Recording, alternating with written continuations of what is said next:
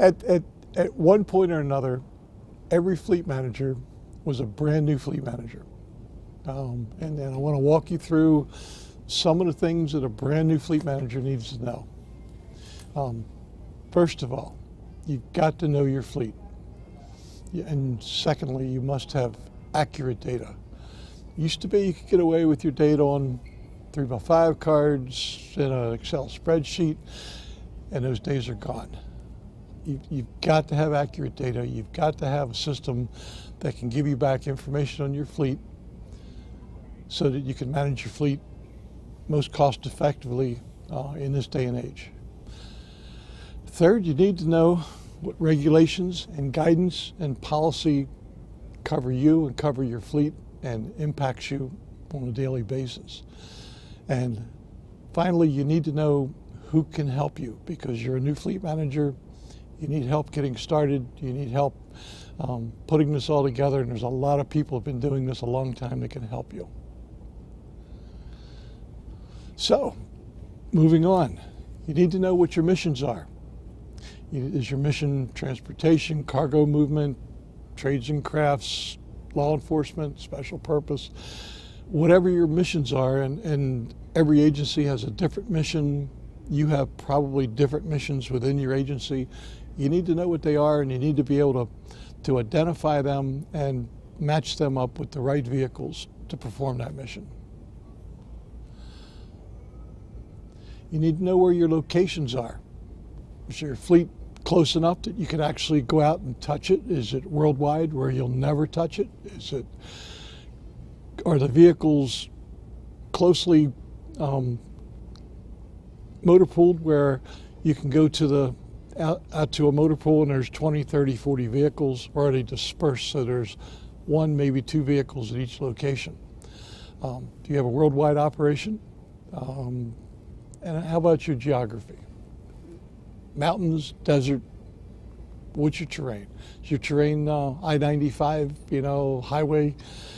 All these things impact what kind of vehicles you bring in, what kind of vehicles are needed to get your mission done. So what is your total motor vehicle inventory? You've got to have that vehicle management system I was talking about in the beginning. You've got to know how many vehicles are in your fleet, where they are, what they're doing. You need to know how a vehicle is justified in your fleet. The recent vehicle allocation methodology studies have resulted in a report that you have to do annually. And that report and that study details what vehicles are required, why they're required, and how you justify each and every one of those vehicles. Are your vehicles owned, or do you lease them? Do you commercially lease them? And more important, why? And if the answer is because we've always done it like that, that's the wrong answer. If the answer is because you've studied the costs and the efficiencies of each method, and the one that you're using is the right one for your fleet, well, that's the right answer. But you need to know that answer. You need to know it not just for your agency in general, but for every vehicle in that fleet everywhere in your agency, because you may have some vehicles that it's most cost effective or efficient to have an owned vehicle, and others where leased vehicles, especially GSA leased vehicles, which tend to be the least costly vehicles, could fit and perform the mission. How many vehicles are driven home to work? And how much does home to work cost you? A lot of people don't know how much it costs, and they're not really even sure how many vehicles are being driven home. And you need to know that. You need to know how to justify home to work. You need to know what constitutes the case where a vehicle could and should be driven home.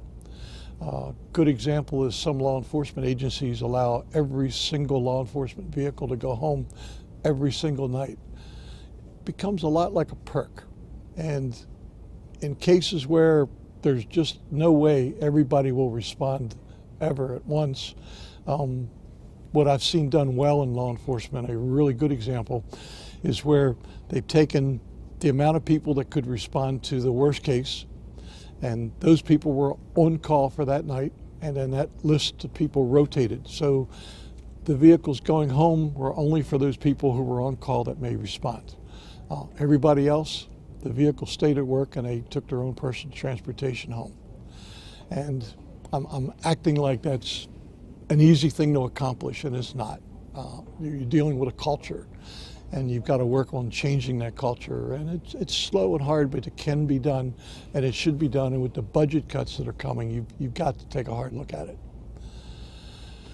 Do you have law enforcement or emergency vehicles, and did you include them in your VAM, or did you get them exempted from your VAM, and why did you exempt them? Terrific example. Department of Homeland Security included every single vehicle in their VAM exercise. They saw the VAM study as an opportunity to make sure that every vehicle was the right vehicle, it was in the right place, it was doing the right job, and therefore they studied their law enforcement vehicles, and they very easily could have just exempted them and walked away. But they took advantage of the opportunity, and it's paying dividends for them. Do you have vehicles and equipment in addition to your motor vehicle fleet? Do you have bulldozers and backhoes? And you need to know that too, because those items may have to be trailed. Boats may have to be put on trailers and moved, and you need to make sure your vehicles that have to pull them are the right vehicles and have the right towing capacity. This is important. How many vehicles can you eliminate and still complete your mission? And you need to know that. You need to know not only how many, but which ones, because there's budget cuts coming, and sooner or later it's going to affect your fleet. Nobody is going through this unscathed. So you need to know which vehicles are not just important to have and justified to have, which ones are critical to completing your mission. And what are you doing right now to get prepared for when that day comes? And do you have a plan if they cut even more than that? It's time to start thinking about it, because in the middle of the crisis is the wrong time. What is your total cost? You need to know everything that affects the cost of your vehicles. And it's not just fuel and tires. It's fuel, it's maintenance, it's depreciation, it's indirect costs. You want to get paid?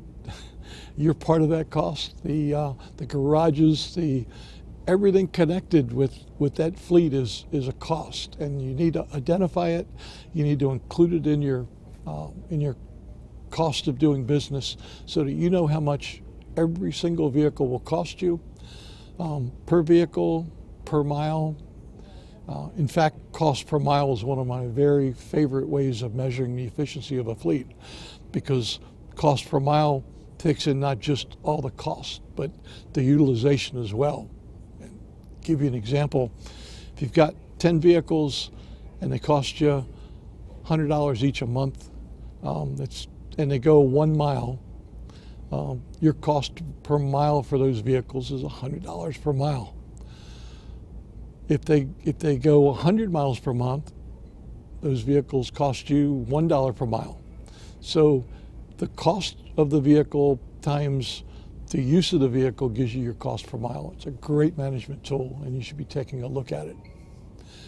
And then when you get that number, how does your fleet compare to other federal fleets or other fleets that are doing your mission, doing similar work in the same area, same geography? You can do comparisons, your cost to their cost, and get kind of a benchmark whether you're where you should be, or whether you have work to do, or whether you're the leader in the federal government. Great place to find it, Annual Federal Fleet Report. It's published, it's online, it's public information. And if you need to find the Annual Federal Fleet Report, it's online at the URL that's right there on the screen. Where can I find my fleet data? Where can I find the data I need to work with? The FAST report, the Annual Federal Fleet Report, has what you reported last year. Those reports are online for several years in the past, so you can take a look at trends. The Federal Motor Vehicle Registration System, the federal government's DMV, all your vehicles are in there. All your license plates should be in there as well. You could go in there and get a good vehicle inventory of all the vehicles you have U.S. government license plates on. For your leased vehicles, the ones you're leasing from GSA Fleet, they have a reports carryout section. You can go in and run your reports and find out just about anything you'd want to know about those vehicles. Your sustainability scorecard used to be called the transportation scorecard. It was recently combined with other scorecards into a sustainability scorecard. You have a line on there that talks about how much petroleum you've used and how much alternative fuel you've used, and you need to take a look at that, see how much you reported in the past, what the expectations are for your fleet for the future. You have the Strategic Sustainability Performance Plan, which is a humongous plan involving everything to do with energy for your agency, and you have a part of that. Motor vehicles are a part of that plan. The VAM study that you recently did and the reporting that you're going to do annually is now part of that plan. And so you need to take a look at it to see what's been reported in the past and what's expected of you this year, what were problem areas in the past, so you can focus on those areas and make sure you keep moving forward with improvement. You also have your prior year EPAC reports, and they are published publicly. They're online. You should be able to find your agency's report, see what you've done, get an idea if you're on target, off target. You have a goal annually to increase your alternative fuel use by 10%, to reduce your petroleum use by 2%, and how your agency has performed in the past determines how much you're on the hook for getting done this year and in the years in the future. These things are cumulative, so if everybody has missed the goals in the past, they have rolled into your current goals, and you have that much more to accomplish moving forward. Whatever the case, you need to take a look at the EPAC report, know what's been reported so you know what you have to work on. And last, most important, your agency's motor vehicle information system. You need to have it. It needs to be there. You need to take a look at the data, not just let it collect the data, but use the data in your management. When you go into the FAST report, what I advise people to do, the very first thing, if you've never been in there, go to your agency's fleet data and click on that Q button. I've got an arrow pointing to it here on the screen. It gives you the quality consistency report, and that report will tell you how your agency's data looks in a year-to-year basis. Data that's going up every year and then down the next year and back up the following year. This is corrupt data. It indicates you don't have a management system. Your fleet didn't go drastically up and down every year. It's probably been pretty consistent, and your reporting should also be consistent. This one I really like. These charts talk about fuel use compared to miles traveled, and as you can see, the one up in the upper left corner is a fleet that's fairly consistent all the way through the years, and the one down in the bottom, this is what your data should not look like. Mileage goes wildly up one year, fuel use goes down, and we know that's not possible. And the next year, amazingly, it even reverses. So it's exactly the opposite, and then reverses again. This is an indicator that you don't have a good vehicle management system. You don't know what your data is. The next slide, this is crazy data in the lower right corner. It crosses each other every year. Again, just a poor management system. You've got to have good data. You have some information in the Federal Motor Vehicle Registration System. This is where you go and sign in to get to your motor vehicle data. You should know that you can only see your motor vehicles, just the ones that you have authority to see within your agency. If you're the agency manager, you can see your agency. If you're a bureau manager, you can see your bureau, and so forth. You cannot see any other agency's data. The lower right to lower left corner is the reporting section. Here's where you go to run your report on your motor vehicle inventory. You can get an inventory of everything that's in there it's assigned to your agency or your bureau, your office, whether it's agency-owned vehicles or leased vehicles. You'll get them all right in there. Fleet data. When you go to the reports carryout section of the GSA fleet drive-through, which is where the leased vehicle data is maintained, you can get your inventory, you can get your vehicle detail, make, model, year, you can get their cost last month, month before. If you need prior year cost data, you can get that as well if the vehicle was in the fleet. If it's brand new, of course, you only get from when it showed up till current. Get your usage, miles per month. Actually, you're billed based on miles per month, so usage is important in your leased vehicles. Get your fleet reports, how many gallons you used, what kind of fuel you used, and you can get your accident information. A lot of fleets don't look at their accident information. They're either not aware of it or they're not following it closely. And this has a huge impact on the cost of doing business. When you see that you're having a lot of accidents and they're all the same kind of accidents, very often a driver safety program focused on that can save your agency a lot of money, as well as saving a lot of crushed up vehicles and save some injuries and maybe even a death. The sustainability scorecard.